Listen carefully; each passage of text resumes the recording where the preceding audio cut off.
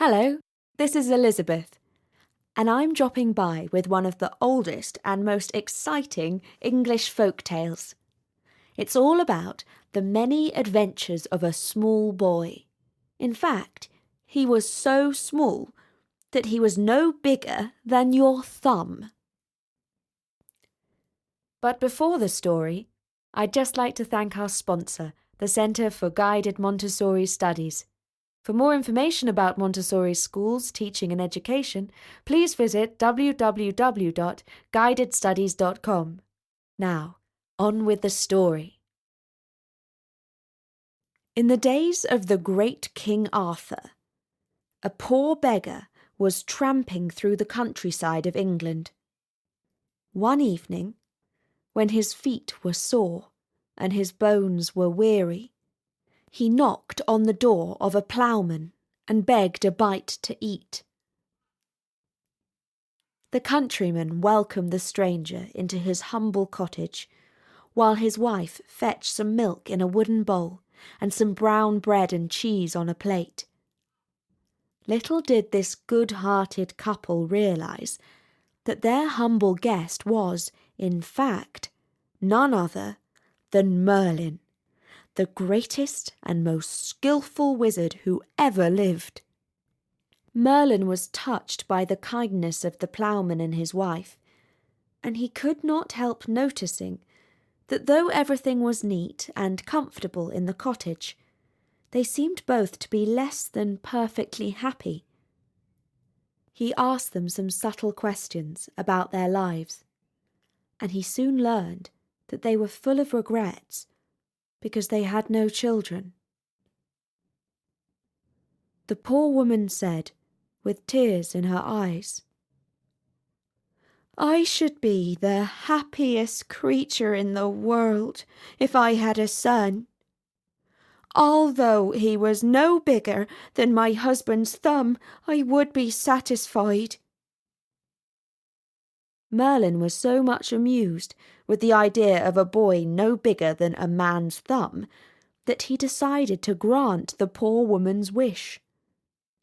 The following year, the ploughman's wife had a son, who, wonderful to relate, was not a bit bigger than his father's thumb.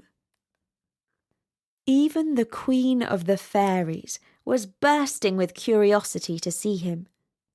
She came in at the window while the mother was sitting up in the bed admiring him. The Queen kissed the child, gave him the name of Tom Thumb, and sent for some of the fairies, who dressed her little godson according to her orders. An oak leaf hat he had for his crown, his shirt of web by spiders spun, with jacket wove of thistle's down, his trousers were of feathers done. His stockings of apple rind they tie with eyelash from his mother's eye. His shoes were made of mouse's skin, tanned with the downy hair within. Tom never grew any larger than his father's thumb, which was only of ordinary size.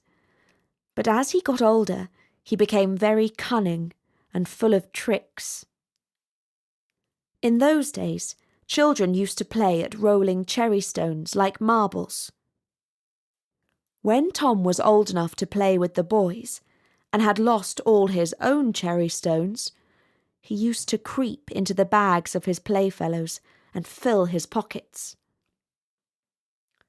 One day, however, as he was coming out of a bag of cherry stones, where he had been stealing as usual, the owner of the bag spotted him. "Aha, my little Tommy," said the boy. "So I have caught you stealing my cherry stones at last, and you shall be rewarded for your thievish tricks." On saying this, he gave the bag such a hearty shake that poor little Tom became so dizzy that he could hardly stand when eventually he was let out again.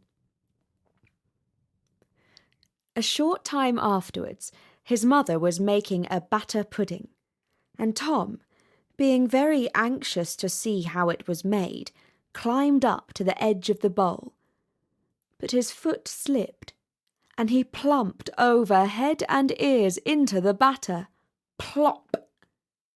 And his mother, who did not notice this, stirred him into the pudding mixture. The batter filled Tom's mouth and prevented him from crying, but he kicked and struggled so much in the pot that his mother thought that the pudding was bewitched, and she hurled it outside the door. A poor tinker who was passing by lifted up the pudding and put it into his basket and walked off. As Tom had now got his mouth cleared of the batter, he then began to cry aloud, which so frightened the tinker that he flung down the pudding and ran away. Tom crept out of the pudding, covered all over with the batter, and walked home. His mother, who was very sorry to see her darling in such a woeful state, put him into a teacup and soon washed off the batter. Then she kissed him and put him to bed.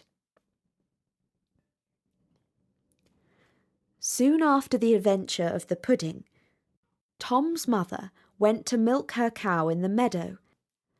As the wind was very high, she tied him to a thistle with a piece of fine thread to stop him being blown away. The cow soon saw Tom's oak-leaf hat and took poor Tom and the thistle at one mouthful.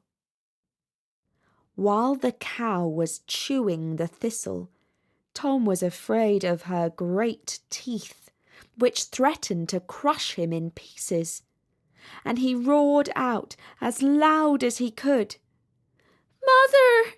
Mother!" "Where are you, Tommy, my dear Tommy?" said his mother. "Here, mother," replied he, "in the red cow's mouth." His mother began to cry and wring her hands, but the cow, surprised at the odd noise in her throat, opened her mouth and let Tom drop out. Fortunately, his mother caught him in her apron as he was falling to the ground, or he would have been dreadfully hurt. One day, when he was out in the fields, being very careful to avoid the cows, a raven, who was flying overhead, spotted him. She swooped down, picked him up in her beak, and flew away with him.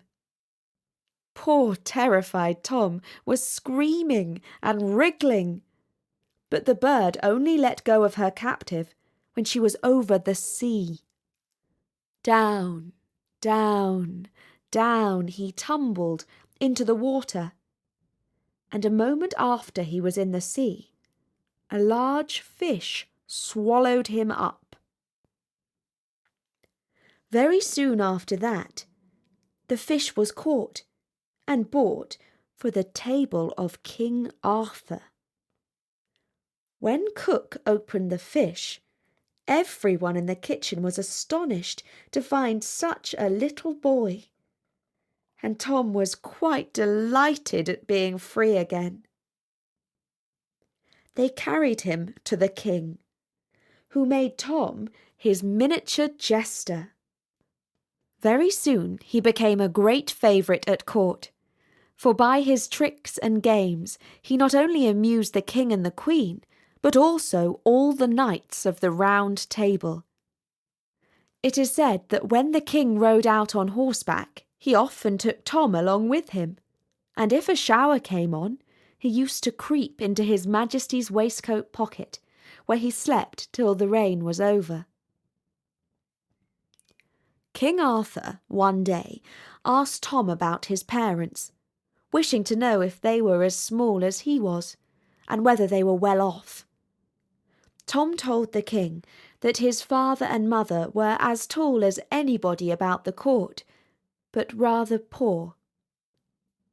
On hearing this, The king carried Tom to his treasury and told him to take as much money as he could carry home to his parents, which made the little fellow caper with joy.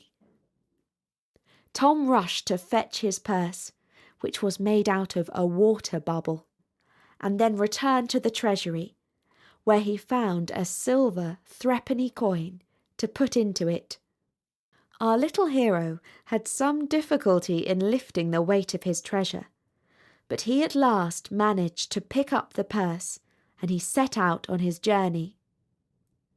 In 2 days and 2 nights he reached his father's house in safety with a huge silver piece on his back. He was almost tired to death when his mother ran out to meet him and carried him into the house. But he soon returned to court. As Tom's clothes had suffered much in the batter pudding and the inside of the fish, His Majesty ordered him a new suit of clothes, and he mounted as a knight on a mouse. Of butterflies' wings his shirt was made, his boots of chicken's hide, and by a nimble fairy blade, well learned in the tailoring trade, his clothing was supplied. A needle dangled by his side, a dapper mouse he used to ride. Thus strutted Tom in stately pride. It was certainly very amusing to see Tom in this dress, and mounted on the mouse, as he rode out a-hunting with the king and nobility, who were all ready to die with laughter at Tom and his fine prancing charger. The king was so charmed with his tiny knight that he ordered a little chair to be made, in order that Tom might sit upon his table, and also a palace of gold 1 foot high, with a door 1 inch wide, to live in. He also gave him a coach drawn by 6 small mice. The Queen was so enraged at the honours conferred on Sir Thomas that she resolved to ruin him, and told the king that the little knight had been rude to her. The king sent for Tom, but he was fully aware of the danger of royal anger, and he crept into an empty snail shell, where he lay for a long time until he was almost starved with hunger. At last he ventured to peep out, and he saw a fine large butterfly on the ground. He crept close to it and jumped onto its back. The butterfly carried him up into the air and flew with him from tree to tree and from field to field, and at last returned to the court, where the knights and ladies all did their best to catch him in a net. At last poor Tom fell from his seat into a water pot, where he almost drowned. When the Queen saw Tom back again, she was in a rage, and said he should be beheaded, and he was again put into a mouse-trap until the time of his execution. In those days a mouse-trap was like a little cage. Now the cat, when he saw something alive in the trap, patted it about till the wires broke, and set Thomas free. It was only then, after his many adventures, that King Arthur's tiniest knight returned to his rightful place at the round table, and sat down in his little chair among the likes of Sir Gawain and Sir Lancelot. And that's the story of Tom Thumb. Bertie says it has been very likely adapted from the English fairy tales of Joseph Jacobs, written in 1890, but based on much older sources. But before I go, I would just like to ask you a question. Are you interested in finding local Montessori schools, becoming a Montessori teacher, or just learning more about the world's leading alternative method of education? Our sponsor, the Centre for Guided Montessori Studies, has set up a website that we hope you will visit: www.guidedstudies.com. The Centre for Guided Montessori Studies offers very comprehensive online learning courses which incorporate cutting-edge web-based and video technologies to provide quality online Montessori training at a distance. On their website, you will find information on Montessori education, a school search, certificate training for teachers, as well as continuing education for experienced Montessori teachers. That's www.guidedstudies.com. I'll be back with another story at storynori.com soon. For now, from me, Elizabeth, goodbye.